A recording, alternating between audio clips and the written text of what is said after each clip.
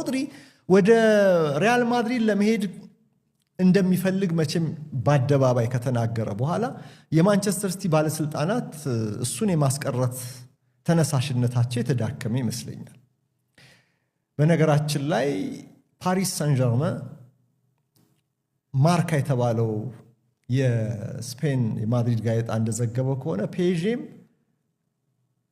ሮድሪን ሽጡልኝ ብሎ ለማንቸስተር ሲቲ ጥያቄ አያቅርብ እንጂ ሮድሪን ግን ፔዦች እናስፈርምህ ብለው ሊያነጋግሩት አፕሮች ሊያደርጉ እንደሞከሩ ግን በአጭሩ ጥረታቸው እንደቀጨባቸው ማርካ ዘግቧል።